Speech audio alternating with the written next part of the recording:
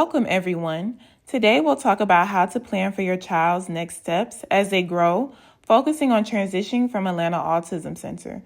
Only supports to broader services, preparing for school, and building a support system. What's one thing your child is really good at that makes you proud? Today, our objective is talking about ways to plan ahead and why it matters. Planning ahead gives families confidence. It allows us to anticipate transitions before they happen, which reduce stress and helps your child succeed. Planning is not just about your child, it's about giving parents confidence and helping you feel prepared to make choices that fit your family. Which transitions are you most nervous about right now? Atlanta Autism Center is powerful, but it's only one part of your child's support system. The goal is to strengthen skills that carry across home, therapy, and school. Families may need to help siblings and grandparents understand communication strategies are changing so everyone feels included. Different services available. Each service plays a different role. Occupational therapy for daily living skills, speech-language pathology for communication, social workers for family support, and behavioral therapy for learning readiness.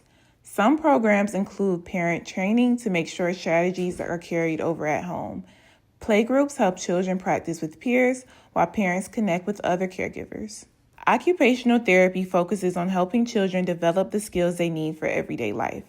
That may look like practicing fine motor skills such as holding a pencil, using scissors, or feeding themselves with utensils.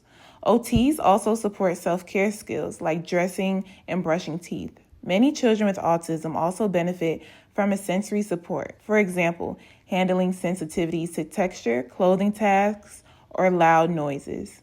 Occupational therapy is really about building independence in daily routines so children can feel more confident at home and at school.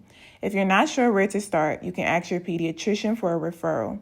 Check with your local early intervention program if your child is under the age of 3, or connect with your school district if your child is older. The American Occupational Therapy Association also has an online directory where you can search for providers in your area. Speech-language pathologists, or SLPs, focus on communication skills. They work on language development, helping children understand words and use them more effectively. They also help with speech clarity so that children can be understood more easily by others. Beyond words, SLPs also focus on social communication, like learning how to greet people, take turns, or ask for help. For children who use AAC, SLPs are often the ones who guide families on how to combine devices used with spoken words so communication feels natural across settings. To find a SLP, you can start with your pediatrician or early local intervention program and also offered at the Atlanta Autism Center. School districts also provide speech therapy services as part of special education. Another option is the American Speech Language Hearing Association directory to find certified providers near you. Social workers are a part of many family support systems. They help connect parents to resources like financial aid, respite care, or housing supports. Social workers can also provide emotional support to both parents and siblings, and they often help families manage stress during difficult times.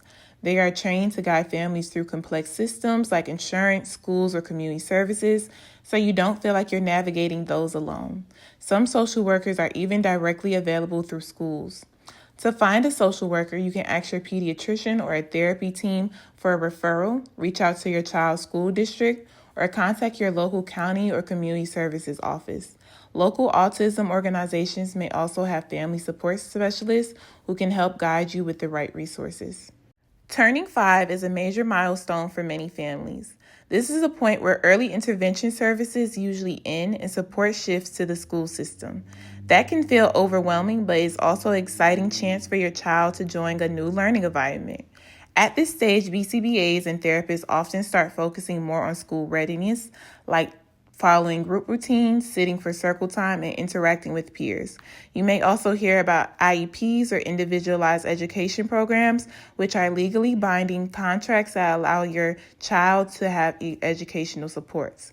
This transition is not just about your child, it's also about parents preparing emotionally for a new chapter. The school day will look different from home therapy and routines will be new. Practicing school-like routines such as sitting for short activities or using a backpack can really help. Remember, you don't have to go through this process alone. Teachers, therapists, and other parents also understand what you're going through and what to expect. And your role as an advocate will be to remember during transitions what's one hope or worry that you have that your child may be moving into this next stage. When we talk about school readiness, we aren't just talking about academics like letters and numbers. School readiness is really about the everyday skills that your child will learn in the classroom. Self-help skills are a big piece. Being able to dress, feed, or use the bathroom with some independence makes school routines much easier. Communication is also critical, whether that's with words or gestures, so your child can make their needs known and participate in activities. Other goals include being able to follow routines, for example, transitioning between activities, lining up, or sitting for circle time. Social participation is another focus, like learning to take turns or play alongside peers. Attention skills, such as being able to sit for a short story or listen to directions, are key. Finally, emotional regulation is a part of readiness. Having strategies to manage big feelings and with the help of adults, those readiness goals give your children the foundation they need to thrive in school and give you as a parent a clear picture of what your child could focus on at home. Connecting with your child's school early makes a huge difference. Don't wait until the first day. Reach out to the school ahead of time to introduce your child and share important information. Make sure to highlight your child's strengths as well as their needs. Teachers benefit from knowing what motivates your child, what strategies have worked at home or at therapy, and what support you will need to help them succeed. It's also helpful to share documentation such as evaluation, therapy notes, or an IEP if one is in place. The more information teachers have, the better they can support your child. Most importantly, aim to build a positive and collaborative relationship with teachers and staff. Schools respond best when parents approach as partners, advocating firmly but respectfully. Remember, you are the expert on your child, and your input is essential for their success. Tracking your child's progress is one of the most valuable things you can do as a parent. It doesn't have to be complicated. A simple notebook, checklist, or even a notes app on your phone can work. The key is writing down both the successes and the challenges. For example, maybe your child successfully asks for help at dinner, or maybe you notice they struggle more with transitions in the morning. Over time, these notes can reveal patterns that help teachers and therapists adjust strategies. Visual trackers like a chart or calendar can also be very motivating for both children and parents. They make progress visible, and even small steps forward deserve to be celebrated. Sharing these records with your child ensures everyone is on the same page, and it makes your role as a parent an essential part of the team. Remember, progress isn't always linear. There may be ups and downs, but having a record helps you and your children's team see the bigger picture and keep moving forward together. When we think about progress, it can feel overwhelming to only look at big goals, like being ready for kindergarten or talking in full sentences. That's why it's important to set small milestones. Breaking big goals into smaller steps help your child succeed without being discouraged. Focus on one new skill at a time. For example, instead of working on independent dressing all at once, you might start with just putting on socks. It's also important to celebrate progress no matter how small.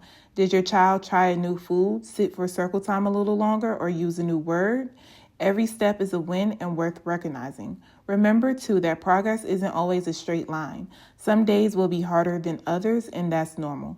The goal is to keep moving forward little by little to help your child feel safe and proud in their efforts. As your child transitions out of early intervention, your role as a parent is more important than ever. You are your child's strongest advocate, the person who knows them best and can speak up for what they need in new environments. One of the most valuable things you can do is share your child's strengths and the strategies that work at home or here at the center. This helps teachers and therapists pick up where they've left off instead of starting from scratch. It's also important to stay informed about what supports are available as your child moves into new schools or community services. Knowing your rights and your child's rights can help you feel more confident in the process. At the same time, remember that partnering with teachers, therapists, and school staff makes the transition smoother. Approaching them as teammates, not just service providers, builds strong collaboration. And don't forget about yourself. Transitions can be emotional and stressful, so practicing self-care can help you show up as the strong advocate your child needs.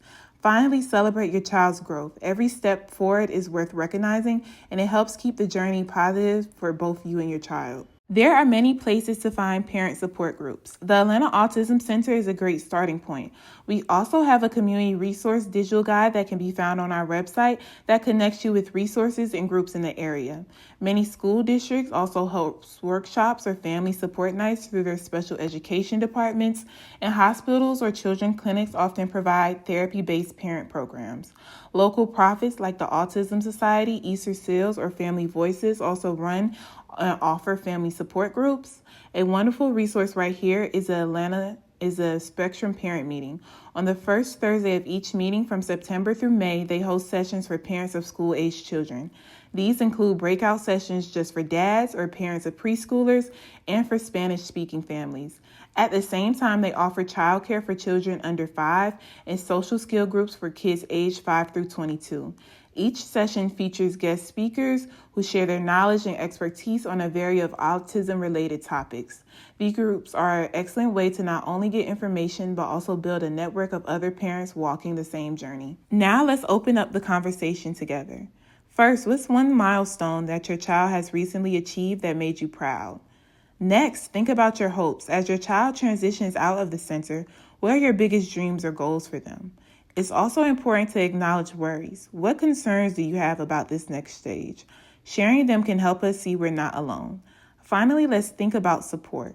What kind of support do you have? This is a safe space, and your answers may really help another parent who's feeling the same way. Before we close, let's take a moment to reflect on what we covered today. We talked about the importance of planning ahead so transitions can feel less overwhelming. We highlighted how small milestones are worth celebrating because every step counts. We looked at how connecting with schools early can set everyone up for success. And finally, we discussed how parent support systems can give families both resources and community. Those are key takeaways we hope you'll carry with you as you prepare for your life after the center. Thank you for being here today and for sharing this space with one another.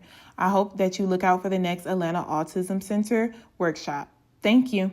As we wrap up, I want to thank you all for being here today and for sharing your time and experiences. Remember, you are your child's strongest advocate, and the small steps you take every day truly matter.